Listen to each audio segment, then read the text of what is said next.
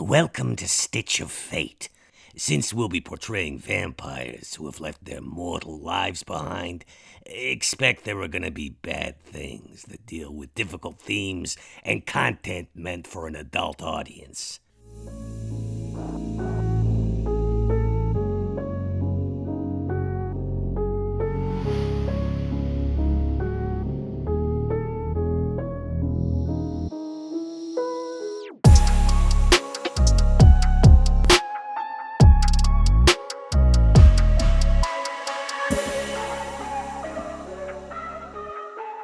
Hello everybody, and welcome to your first little behind-the-scenes Patreon, we'll call it like a mini-sode, I guess. First and foremost, thank you all patrons for supporting the show and allowing us to even do more content on here and provide you a Season 2 of Stitch of Fate. We're super excited to do this, and one of the first things we're going to be doing for you is a little one-on-one about an hour long with each of the players, giving you a brief little snapshot of an important moment in their past, something that led them to the road that they ended up on in Season 1 and that you'll see them continuing down in Season 2. And one of the first, or should I say the first player I'll be playing with is Mr. Mark Meer himself. Good evening or good afternoon, good sir, whatever. I don't know. Time is not really real, right? Time is... It is a flat circle, as they say. Hello, and yes, good to be back, Mathas, and good to see you. And how was your Christmas break? It was wonderful. Kept it quiet, kept it safe, and I hope you did the same. I did. Mostly watching things on the television. Me too. Mandalorian was like my big thing, catching that every week. So it was a good time. No complaints whatsoever. But with Mark here, it means Max is here, and we're very excited to see what we're going to be looking at here with Max, because it's an event we've heard referenced many a time over Season 1. A particular thorn in Max's side that became a driving force, as we'll see over the course of his unlife. So we'll kind of quiet things down, set the scene, and find out what Maxwell is up to. And the first thing we're met with isn't a vision or a sight of anything. It's a ringing in the ears. And that ringing in the ears persists for a few seconds before that pitch darkness eventually comes to. And what we see before us is mounds of concrete and rebar piled next to each other. Collapsed ceiling leading upward to a New York City street that you can hear the horns honking in the distance. But below, piles of smoke and steam rise from these parts of concrete. But before we see any movement or any freedom, any rats maneuvering, or any sign of life sitting amongst this concrete, we're met with a white screen and a flashback. We may still be in the very same place that our eyes saw just moments ago, but now instead of that ringing sound and piles of destruction, we're met with the sounds of celebration, joyous conversation and laughter, and people leaning up against the concrete walls having drinks. A familiar voice is actually cackling in the background, the deep guttural laughter of our dear Maxwell.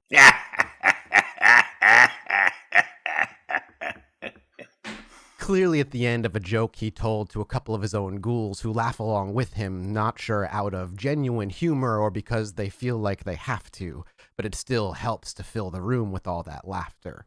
But Maxwell looks very different in this moment. We've seen him in his bathrobe and his trench coat and on the down and outs, but now he's surrounded by something that is truly his. Not a closet, not a broom, but an entire haven with decorations, I imagine.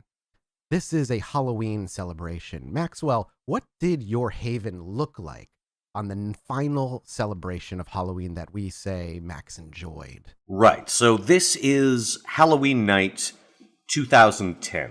We see Max, as you mentioned, surrounded by his various ghouls. There are also a number of animal ghouls walking around.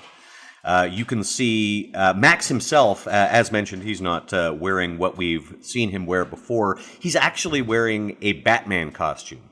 But this is an old school Batman costume. This is it's not even like the Adam West Batman. This is it looks like it was homemade, probably custom made for him.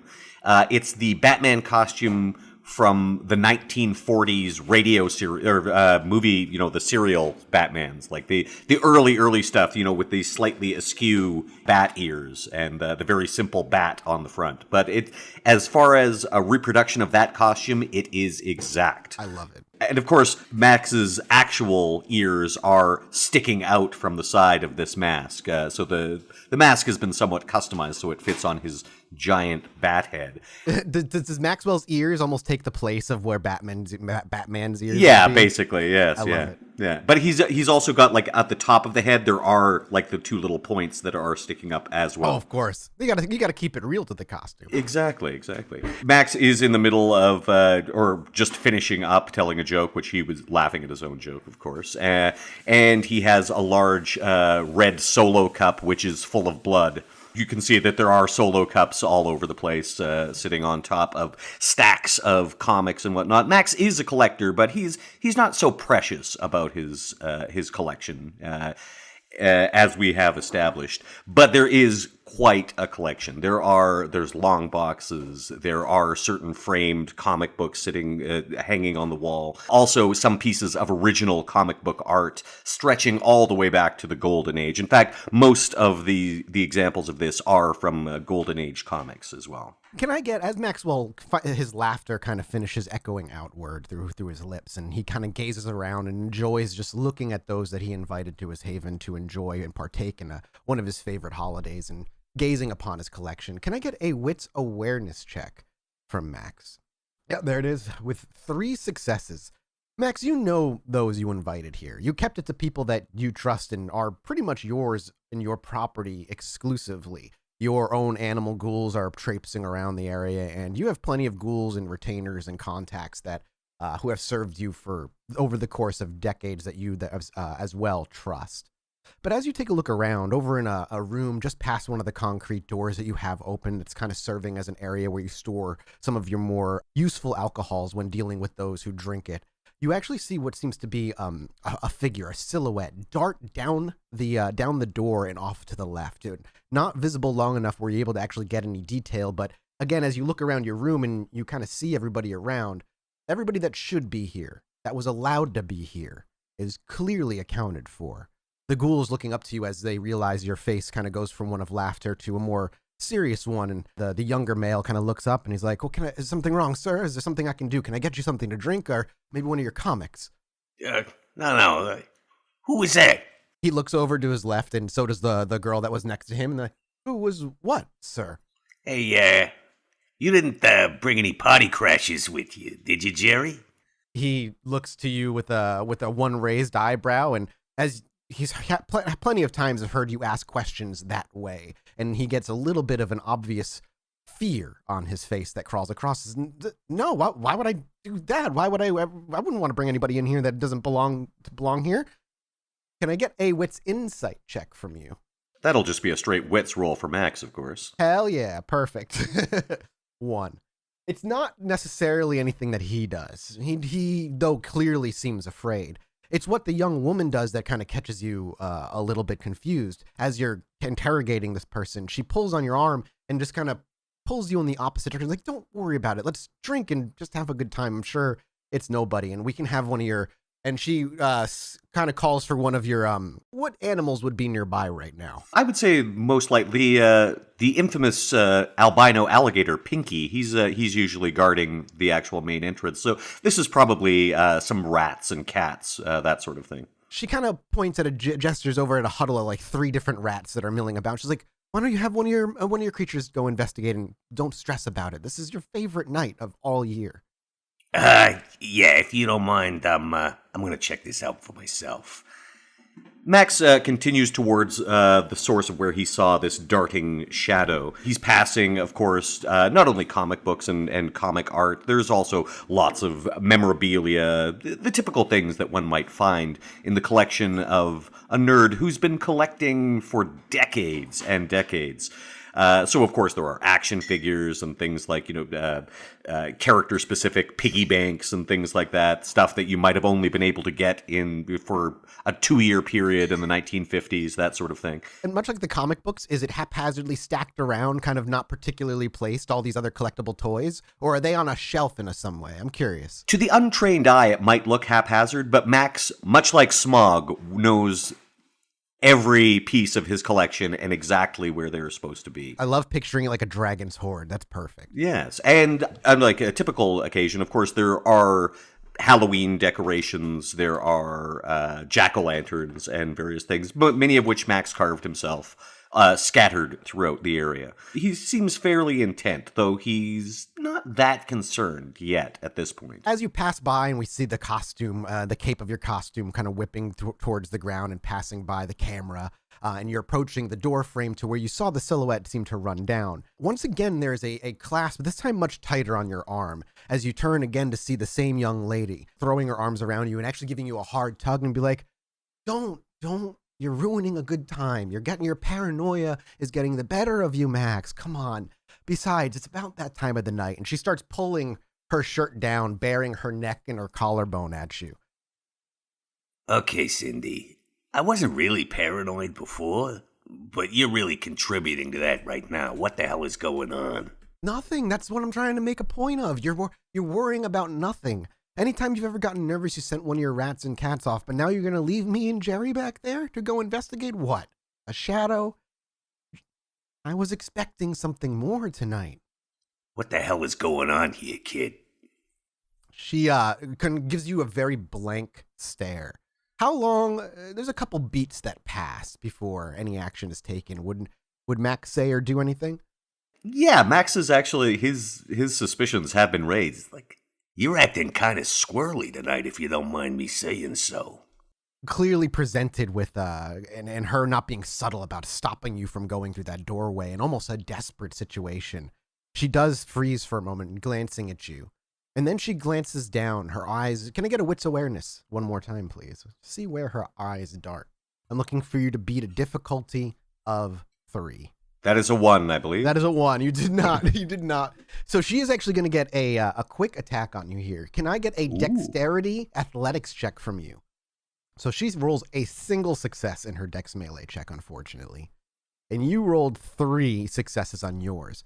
While you're not able to see it before it happens, very quickly she dips down to her right thigh-high boot. And you notice now as her right hand dips that the tip of the zipper actually was dipped down just about an inch. And at the very top, you can see what seems to be a sliver of wood that she slides her hand down, grasps and slides out, a makeshift stake clearly being bore in her right hand. She brings it up over her shoulder and tries to thrust it toward the center of your body, though clearly not trained or really aiming anywhere specific. And Max is able to see this coming before it makes any contact and quickly able to snatch her hand and push her out of the way. She goes a few steps to her left and kind of with a good foot of missing, whiffs completely. Instinctually, Pinky turns over and you can hear the heavy footsteps and the low rumble as he starts making his way over to you. The gentle, like, growly hiss bearing forth from his mouth. But now you get into action. What would you like to do? Pinky's like a round or 2 from getting anywhere nearby. Max basically just squeezes her wrist until she drops the stake. Yep, we may make a strength brawl check as you kind of reach out and grab her wrist again after having pushed her off. And like you said, just going to squeeze until it breaks and the stake drops. Okay, so that will be strength brawl, and will I add potence to this? Yeah, I'll add potence, I think. I was going to say, that's up to you, good sir. I don't know. Well, I think he's got 8 dice, so he should be all right for right now.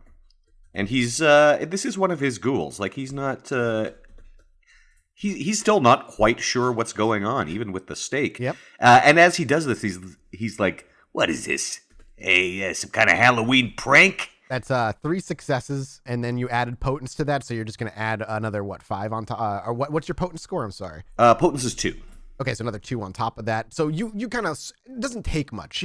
While she is a ghoul, and she'll heal rather quickly, and she certainly can take a bit more of a beating than any normal mortal. It doesn't take long before you can hear the kind of squeezing of the bones, leading to a snap of the wrist. I will say, again, Max is not he's basically He's just trying to drop the stake, yeah. So you just keep turning and squeezing until it gets to a point where she can't feasibly hold on to the thing anymore. And then eventually her fingers go stiff and long enough where she does eventually drop it. And the clatter of the wood onto concrete kind of rings across as Pinky finishes approaching, not attacking, just standing there, and then lets out another hiss that kind of from the throat outward. She gives a little bit of a squeal, but then kind of just looks up to you.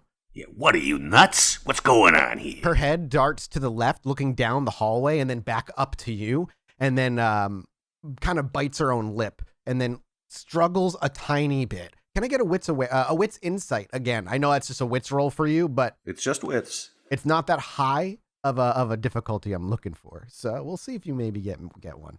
Oh, you rolled 2. There's clearly as you're kind of holding her wrist and interrogating her, and she looks down the hallway. It feels like she's not trying to actually kill you here. If something seems like off, but her intent was to kill you, that was incredibly sloppy, and you've known Cindy for years. That doesn't fit the pattern with who this person is as a person. Okay, what would if Max is just strictly using like an intimidate? He just wants to get to the bottom of what's going on, and literally just sort of like pulls her close and goes, "What the hell is going on?" Manipulation, intimidation. If you're looking to just, like you said, bring her inches of your face, your bat-like facial features bearing down on her, your teeth all pointed and jagged. With 3 successes, did you want to use a willpower? You could re-roll 2 if you wanted to. I'll go with the 3 successes for right now. Again, Max is not. He's completely flabbergasted by this, but he is starting to get angry. Okay, so you bring her close within inches again, and then as your fangs bear down and your hot a breath falls out of your mouth as you speak these words, she just kind of looks to you, and she still looks defiant. There's not a shred of sorrow or pity on her, but she does look to you with this kind of defiant look, and she just says, "Sorry, Max. Business is business." Business is business. You have her with with her right wrist. Do you allow her left hand to stay free? No, I think he grabbed the other one, sort of put so that he can hold both of them with one, and he's going to try again. And it's like, Cindy, I'm a pretty patient man, and, I've been having a good time tonight, so maybe I'm in a more forgiving mood than I might usually be. But I'm going to ask you again, what the hell was that about? And as you kind of make it even more clear and what a nice guy you've truly been, and Max was, and always has been a nice guy to all those under his employ. There's no bad treatment to those who have earned his trust and have worked with him for as long as a ghoul would have to earn that gift, so to speak. Cindy simply looks up to you again and simply says, "It's been great serving with you, boss. It ain't personal, but I couldn't turn down the offer, and I just needed to buy him some time. It's probably too late now." And she looks down the hallway. And she shrugs. Max is just gonna basically pop her, like just try to knock her out, knock her unconscious. Yeah. Go ahead. Maybe a strength brawl. You're only going a difficulty of 1 because you have her held by the wrists where she's motionless, so she doesn't really get defensive roll. And I'll be adding potence to this, obviously. Yep. Okay. With 3 successes and then another 2 on top of potence, on top of the damage you've already done to her. The swift L, you probably just take the back of your hand. How would you go about it? I'm curious. He headbutts her. So we just see you kind of bring her up and just a crack, and there is a loud crack as her head lags to the side instantly, and Max just has an unconscious Cindy in his arms now. And now, even though it's becoming rapidly apparent that she's betrayed him somehow, like, Max doesn't just let her fall to the ground. He sort of, like, catches her and, like, gently lowers her to the ground. And then immediately bustles off in the direction that she was nodding in, like, what's going on. Yep, it's exactly where you saw the silhouette as well. So you go through the door frame, leading past the stored alcohol that you have here. Please continue. As he does so, he sort of says, he's like, "Okay, he does the traditional, 'Hey, Rube!' The old circus thing that he's sort of taught his ghouls is like Yep. Come running, there's trouble. Is like, okay, looks like we got a fox in the hen house here, folks." All your ghouls from animal to mortal, to human rather, all stop what they're doing. Whatever music is still playing in the background is still going to play, but they all kind of come into attention. I should mention the music that is playing is the Monster Mash. What else would it be? Of course it's the Monster Mash. Yeah. It's perfect. So, but all your ghouls turn to face you. Is there any direction you give them, or is it more just like you have them scatter and they start looking on their own? Yeah, it's like, we got trouble here, folks. Look around. Make sure... Look for anything suspicious. I don't know what the hell's going on here. Jerry actually, as you kind of say that, and the animals and most of the humans scatter, Jerry actually walks up to Cindy. He's like, "Should I?" And he kind of like looks to her throat. He's like, "Are we dealing with?" Not yet. Make sure she's restrained. Got it. And he just puts his arms under her and carries her off to a corner where there's some rope piled up, and he starts pulling out rope and wrapping it around her wrists and then wrapping it around her legs and goes to hog tie her and kind of makes sure she's in a position where she can't do much. And then he too goes off to look. You start going down the past the room where you have your alcohol stored. Now, what other rooms would be in your haven? We obviously have the kind of the grand room where there's like the display and you were having the party and everything. But you're obviously where you sleep wouldn't be the same room where you kind of have everything on display. I imagine the rest of your haven isn't all that big. What would the rest of your haven look like if there isn't even much left to your haven at all? This is actually a fairly extensive haven. Of course, he does have his private sleeping areas. It's very, obviously it's quite well sealed off and well defended. A nice, comfortable casket to sleep in. Something that closes up so that even though that we're underground beneath the sewers, like there's just no chance of anything getting in. Sunproof. He also has like just a lounge off the main area that he has.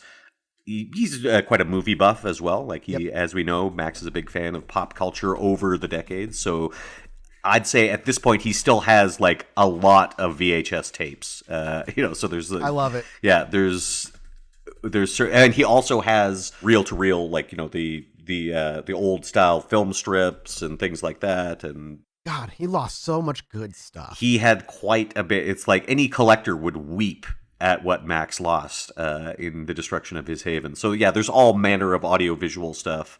So each room kind of has just a different feel to the sort of collectibles that seem to kind of reside within it, it seems. Mm-hmm.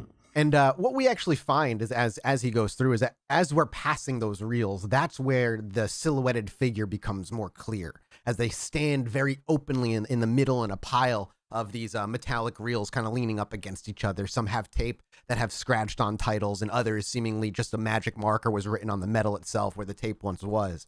But there stands in the center a Nosferatu.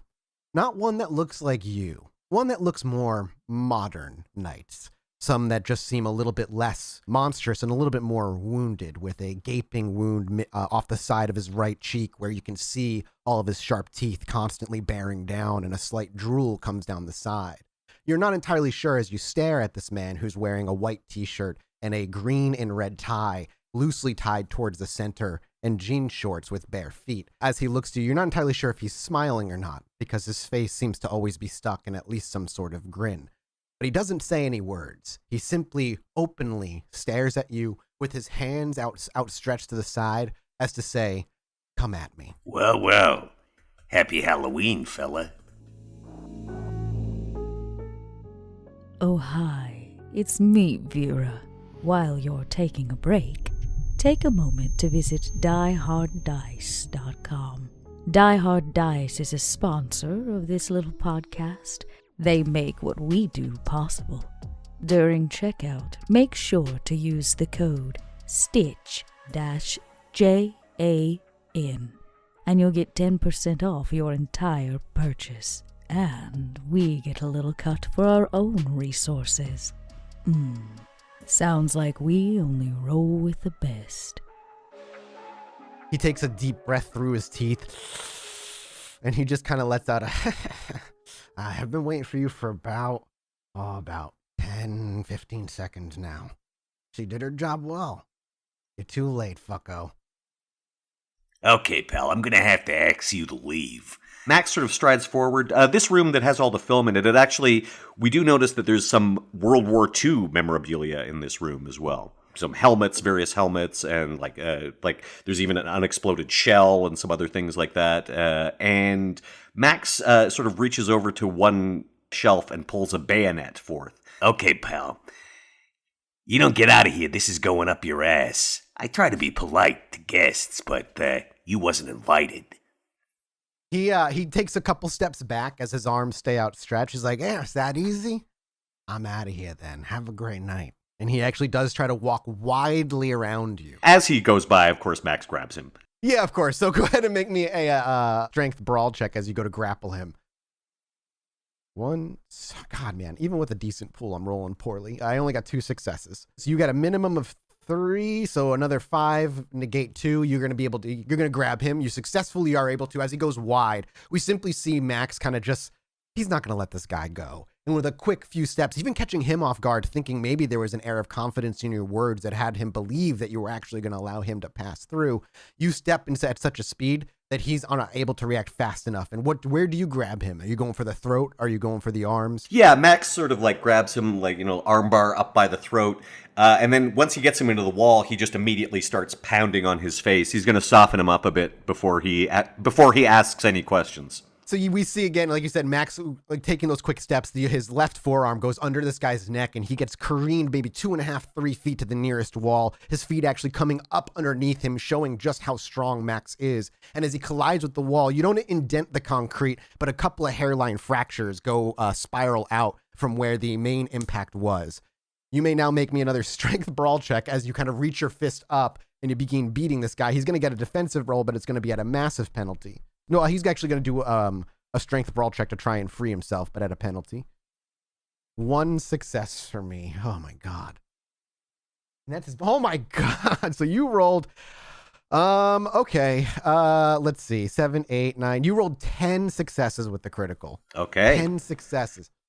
That's what, did you beat him until he goes into torpor? Is that what happens? Like as soon as he enters torpor, does he go, or does you just like let stop? Because 9 damage is going to beat him into the point of going unconscious here. I think Max is basically just like he wanted to soften him up before talking to him. You want to stop? You want to stop short then? Yeah, so it's like Boom, boom. Okay, last chance, pal. You got a real attitude problem, so I suggest you leave that at the door. If you want to still be in one, you want that head still attached to that neck. You're gonna tell me what the hell is going on here. What are you doing in my place? As the camera hovers just over your shoulder, we actually see as like 3 solid punches happen. The last one pulls out, and we just see a mix of saliva and vitae kind of careening from his cheek in your fist as you pull it out, and a few of his actually sharp teeth falling forward onto the concrete ground. He takes a couple of deep breaths, his eye just very loosely able to look at you as the other one is too beaten to actually open, and he's able to just barely get the word Gustav.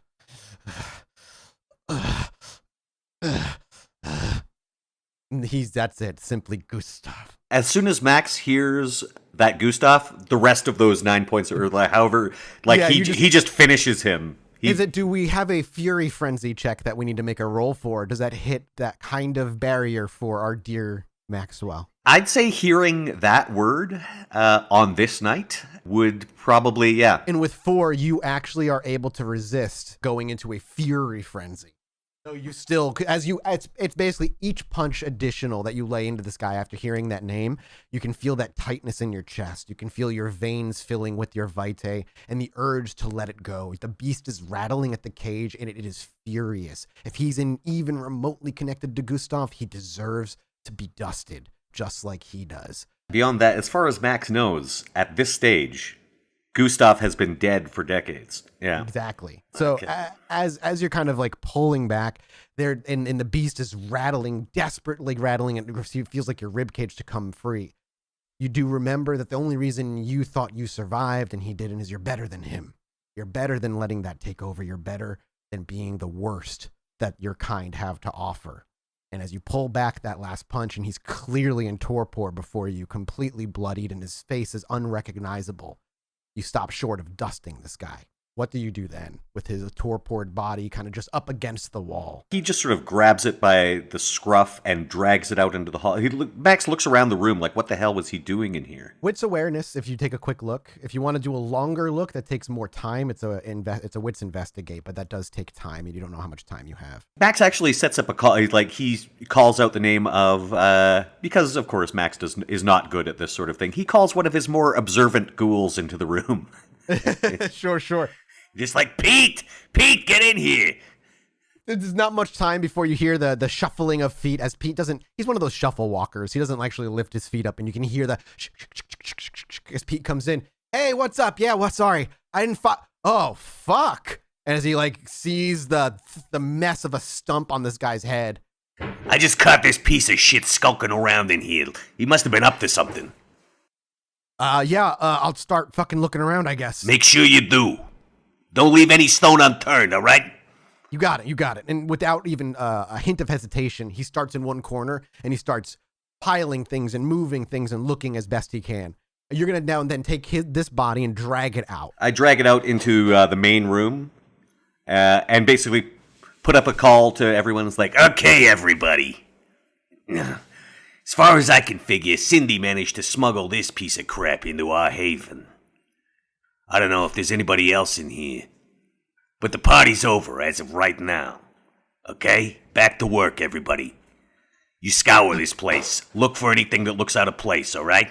Yeah, there's a bit of nervous kind of murmuring amongst a couple of the ghouls next to each other, but none that seem like you have anything to worry about. But as soon as you say get going, it stops instantly, and they follow your orders. They start scattering to different rooms and covering as many corners as they can. And the animals that are not smart enough to follow those particular orders hover near you, like the rats and whatnot.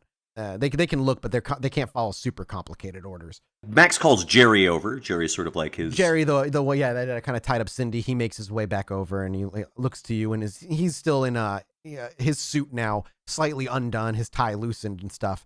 But he makes his way over to you. Yeah, I'm sorry, she's still out cold. Look, Jerry, you're relatively close to Cindy. You noticed her being a little weird lately? He takes a minute to think. I'm going to make a roll for his memory.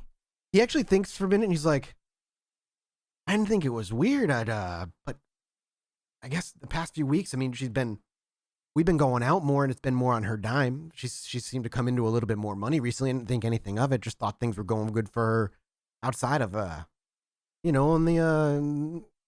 the other world, mortal world, not this one. Yeah, well, I think I know what the source of that there funds was. Look, Jerry. He actually takes a step in closer. He's like, do you mean to look into her business accounts and see if she's still on the up and up? Yeah. I've got access. I know she ain't on the up and up, but here's the thing. I got an idea where the source of that money is. Look, Jerry, I've told you about Gustav, right? A couple stories. They were really funny, and he seemed like an idiot. Word to the wise. I'm thinking maybe he ain't so dead as he ought to be. How's that possible? Because this piece of shit just mentioned his name. As you kind of pull up, the guy's face is just a mess of blood and kind of gore. He kind of winces a tiny bit, and he's like, what? Okay, what does that mean, though? You can get him again, right? You fucking got the guy who got in here. He's clearly not doing a good job. Yeah. Except that ain't Gustav's style. He tends to pull things off, you know what I mean? That attack that Cindy launched on me, that was no more than a distraction. I think we're still dealing with the warm-up here. We haven't seen the main act.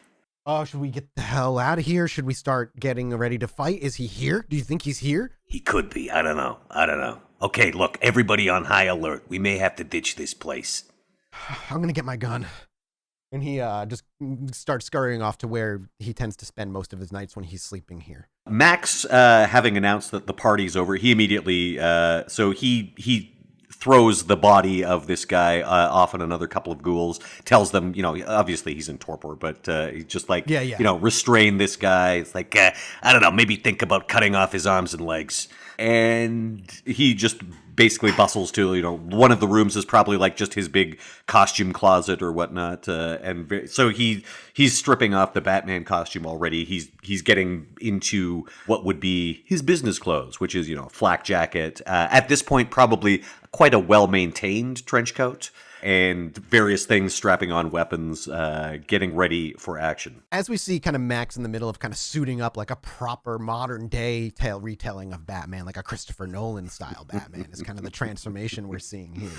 After he slides on the last of his gloves and we hear him checking just checking his weaponry to make sure everything's loaded properly. We actually hear Pete off in the distance shouting, Max, get in here now. Okay, Max, as quickly as possible, makes his way over there. Darting out of your room, down the hallway through the main room, and then back into the room where the movie reels are, you actually see Pete standing up with both of his hands on his head, running through his hair, kind of pacing rapidly. He catches you as soon as you walk in, catches eyes. He's like, do you know anything about explosive? I don't know shit about this shit. And as he walks you over in the corner, kind of buried under a bunch of the movie reels, is like this clear makeshift home explosive about the size of 2 shoe boxes, stacked next to each other and on top of each other, with a bunch of different colored wires and a timer running down that's at 47 seconds. And and Pete looks over, looks to you and just makes an empty gesture like, what the fuck do I do? Get the hell out of here, kid! Everybody, evacuate! And without a second thought, Pete starts taking off, and he actually stumbles a couple of times and falls face first on top of the movies as he slips in a panic and keeps stumbling to get up. It seems to get eventually kind of pushing himself up. Does Max wait for him, or does he? Max basically just jumps as soon as he sees he's falling down. He picks him up, throws him over his shoulder. Over the shoulder, and you start running. And starts running. As Max is going by, like he just grabs from the top of the table a bunch of his favorite Golden Age comics that he was clearly reading and perusing, and stuffs them into his coat. There's clearly not going to be time to rescue anything else, and he books it. He starts running. As you make your way out of that room, back into the main room, the only animal sitting there waiting is Pinky for you. He lets out a hiss and a growl, and seems to be like waiting for you. It's like, come on, outside, everybody, get out of here!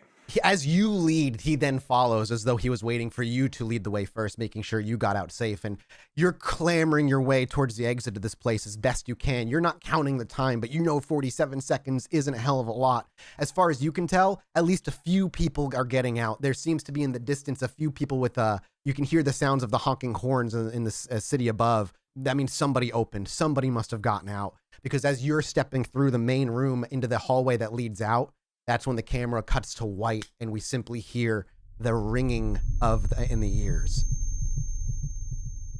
We are brought back to the imagery of the rubble, the night after all of this went down. Can I get a rouse check from you as that would have knocked you out, and you would be waiting until the next night until you wake up again? You get a little hungrier. Max, you hear nothing. You are feeling pressure on top of you, and as you attempt to move initially, you are bound down and pierced down by this immense amount of weight. Lucky for you, you don't need to breathe, and being under here is just a matter of time before somebody finds you, if it gets to that point. But as you kind of shift around and you move your weight, you realize, there's a piece of rebar that's coming right from your upper shoulder down out through your lower ribs. And as you kind of try and turn and shift, it's almost like pinning you in a very particular position. Okay, I'm gonna reach up and just try to, rather than pulling it through myself, I'm just gonna try to crumble the concrete that's around the rebar and free it up. And then I'll be walking around with it stuck through me, but yeah. So you're gonna try and break it free before. Okay, I like that. Strength brawl. I expected you to try to twist yourself, and I was like, ooh, Dex athletics. It'll be hard. Never mind. And adding potence to this, obviously. Yes. So it'll just go right through. Yep. There's a slight, you can hear the creaking of the rebar in the concrete as you're knocking it away, and eventually kind of a snap, and you're able to kind of loosen it and pull it free. You're now not pinned in a particular position. However, you do have concrete piled on top of you. You cannot see anything beyond it. It'll be a couple of strength brawl checks to start heaving and pushing these things off, if that's what you'd like to do. Yeah, I reckon that's what I'm gonna do. Let's do it. Okay, strength brawl. Or strength athletics would work too. Your call. Strength brawl. I'm best at that. That's what I figured. Whew. That is another 5, 6, 7, 8. You have 8 with the crit there. So once again, this piece of rebar kind of sticking through you. It technically has done it's done a one superficial or 1 blunt damage, but no aggravated damage. And as you kind of readjust and are able to actually position yourself in a way where you can get good lift from your knees up, and realize there's enough space for you to get your arms up and over your shoulder. With a good 5 or 10 seconds, you can hear all the concrete shifting on top, everything falling apart, and just as you keep pushing, you're eventually able to loosen it up where you can give it one good heave, and with that, a huge piece of concrete falls and tumbles forward, and you can actually stand up a little bit, and you realize where you are at this moment as you look around and see the sights before you. The piles of rubble and concrete and what looks like maybe the foot of Pinky nearby. You stand in what was once the doorway and threshold from the main room where the comics in your main collection was to the hallway of the exit. You can only see that and nothing more. The person or kindred you are carrying is probably buried somewhere nearby, and how many of your own ghouls didn't even make it out and are dead under the rubble that leads outward is unknowable. As you look up, you can see maybe 50 to 100 feet off the actual blinking red emergency lights of vehicles that have parked around the collapsed area of the street out that way. It's going to be a while before they can even get anywhere near where your haven once was, and even if they do come across it, they might just think it was a party by some people and teenagers or young adults. Continuing to look around, it's realized that your collection has been destroyed. What you've scavenged in your trench coat as you feel inside at least seems to have made it, though. Definitely beaten up and bent. Most everything else burnt and incinerated in the explosion or destroyed as the rubble of your once haven fell upon them. Can I get another wits awareness from you as you stand up in this kind of, in this moment? And what does Max's face look like as all of this kind of falls in and he takes it all in? Anyone who was around would have just heard under his breath, No. Oh, no. but it's less, he was a collector, he was quite obsessed with that thing, but it's finding the remains of Pinky and any other remains that he comes across. And there are many. Pete did not make it. You picked him up, and nearby his remains are crushed under it. And even if you were to try and rescue him by turning him kindred, it's been 24 hours, you're aware, and there's just no way. You're rolling so many 10s today, it's wild. Ooh. 3 on wits awareness. While the settling and reshifting of rocks and concrete is a constant background noise, the sounds of what sounds like pebbles and whatnot tumbling, and the distant sirens not too far behind you above the street are definitely the only thing that would meet most people's ears. Max is kindred, and you can pick up on more subtle shifts. Somewhere out in the distance of your back in the main room over in a corner, you heard shifting. You've heard the concrete shifting. You can differentiate that between what sounded like light footsteps in an area you couldn't see. You look around again to see if you can see the body of the Nosferatu that you beat down senselessly, but even if you did and found him, or even if you didn't find him rather, there's no way he was waking up from that. That doesn't make any sense. What would Max do having heard just footsteps out in the distance somewhere? He's going to try to he'll obfuscate, first of all. Obfuscate? Absolutely. We see him kind of ripple out of existence for a moment. And as he makes his way towards the source of the footsteps, he saw where Cindy had been restrained. Yep, hog-tied up, yep. Is that area accessible? You can get over there. It would need a Dex Athletics check to get over there, not at like a slow pace, at like a normal pace, just because there's so much to climb over. Basically, if we were talking like, you're moving at half speed. I think investigating the footsteps is probably the priority at this point. Okay, so you're going to kind of just keep an eye out and as you kind of disappear. There's a moment where we see Max kind of wheel around some of the rubble and make his way toward that back area, or at least we believe Max is going out that way because that's the way the camera trains on the invisible figure that is our player. But before you see anything, there's actually a little voice that kind of echoes out. It's a young man's voice. I think I saw you stand up. Are you Max? I'm here looking for Max. Max will work his way. Now, can he see this young man? As you hear the voice and you start making your way over by a small shaft of light that seems to be coming through a cracked corner in the ceiling over by where your framed prize comics were. He does seem to be standing there almost cinematically, hands in his pocket. He's simply in jeans and a t-shirt. He looks plain, clean-shaven, short brown hair, and not a face you recognize. He certainly didn't look like he was part of the explosion. He's well too cleaned up for that. Max works around right beside him and behind him. So this voice will be coming over his shoulder. And Max is also ready to strike at any moment. He had his weapons with him, right? Yes, you have your weapons with you. Yeah, I think the shotgun with the Dragon's Breath rounds, the sawed-off shotgun, that's probably the way to go in this case. So the voice would appear to come just over his shoulder. Who wants to know? Do you put the shotgun into his back? Would he feel it, or would you keep it like an inch out? Keep it an inch out. As you kind of say that, you actually, let me make a roll for this guy real quick. Normally when you say such things, there's always a reaction. Maybe goosebumps on the neck. Whether this is telling or not, there doesn't seem to be any goosebumps that crawl across his neck, and he actually doesn't seem to wince whatsoever as you come over to his ear. His response is immediate, kept under his breath, but still vocal enough where you can hear him. And he says, "A friend, I promise." What's your name, friend? You can just call me John for now. Hmm. I come on behalf of somebody you've worked with in the past. I had to confirm that what we suspected actually happened, though. My condolences. Yeah, thanks. Appreciate it. What friend are we talking about? A beautiful young woman who owns a club. What? Vera? He just nods. Can we speak face to face? Max ripples into existence.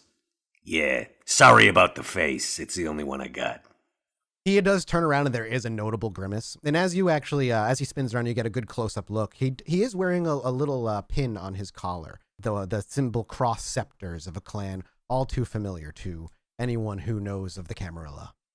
The Ventru. Business promise. His hands go up in a very, not dramatic, but sarcastic show of submission. Vera looks out for her own. You guys have worked together a few times, am I right?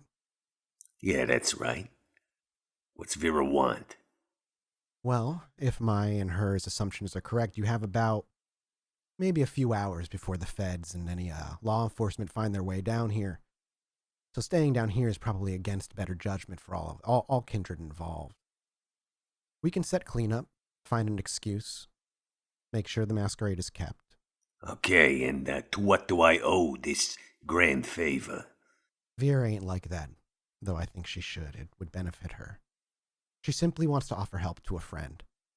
And if you need a place to stay, she said, please just come see her, and we'll work something out. For now, though, she simply wants to make sure you are kept okay and the masquerade kept. Okay, I want something clear right from the beginning. I don't do no boons, you got it? He raises an eyebrow and he says, I'll never understand that, but neither does she. Not unless necessary, anyway. Fair enough. Lead the way, John. He nods and reaches out a hand to shake yours. Yeah, Max offers him his hand. He he gives us a firm handshake, though yours clearly more firm than his own. He turns and he looks back. He's like, I would make yourself scarce again. Just don't lose sight of me. Fair enough. And as you ripple out and he makes his way to a hole, we actually see John kind of crouch down a little bit and take a relatively large leap up and land up on the roads. He looks both ways and dusts his shoulders off, looks up behind him, hopes that you're following him. Max clambers up, and then just before he goes on, Just give me a minute. He stops but doesn't say anything. no one sees this, but Max kneels down at the hole, and you just hear like some muttering. If you were able to hear what he was saying, it would be a list of names. And as we simply hear Max start muttering to himself, a very small list of names, people that we'll learn of in the future, the camera will pull itself back from that scene with the Ventru standing still waiting for Max and Max still down in the hole, very slowly fade to black and end there. Thanks, Mark, so much for this little one-on-one. Thank you, Mathas. Thank you, yes. I don't get to do one-on-ones too often, so it's always a unique little experience. I enjoyed it quite a bit, so thank you so much. Thank you. No, I quite enjoyed it. And also getting to see, Max at the height, his haven at its height. I had to get a little look. It won't be the only flashback, I'm sure, in our time playing with Max, but it's our first really good look at it and the experience that led to its destruction and what set you on this path. Patrons, once again, thank you all so much for the support and allowing us to keep doing this stuff for you. We are excited to bring you more things in the future, and we'll see you in the next one-on-one. Goodbye, everybody.